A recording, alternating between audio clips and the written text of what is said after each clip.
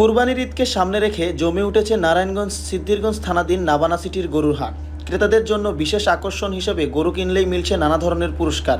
এমন ব্যতিক্রমী উদ্যোগে সন্তুষ্ট ক্রেতারা প্রতিকূল আবহাওয়া উপেক্ষা করে জেলার বিভিন্ন এলাকা ছাড়াও দূর দূরান্ত থেকে মানুষ আসছেন কুরবানির পশু কিনতে। হাট জুড়ে চলছে দরদাম আর কেনাবেচার ব্যস্ততা। বিক্রেতারা আশা করছেন ঈদ ঘনিয়ে আসার সঙ্গে সঙ্গে আরও বাড়বে বেচা কেনার পরিমাণ।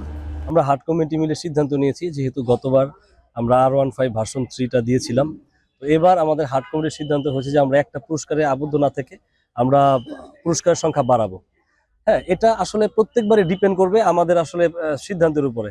যেমন সব পুরস্কার মিলে দেখা যায় R15 ভার্সন 3-র মতো সমান দাম হয়েছে, আবার এক সময় দেখবেন আল্লাহ যদি চায় আমাদের আবার একটা পুরস্কার এই সব পুরস্কারের চেয়েও বেশি দামি হতে পারে। এটা ডিপেন্ড করবে আমাদের তো সবসময় একরকম হবে না।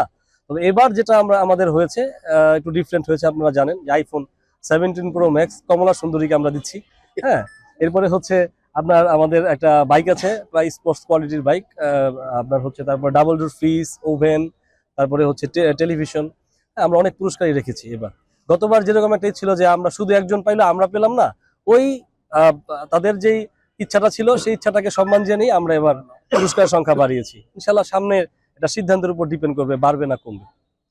আমরা যে নাবানা সিটি বালুর মাঠে গরুহাট, আমরা আশাবাদী অত্যন্ত জাঁকজমকপূর্ণভাবে এবং সফলতার সাথে শেষ করব।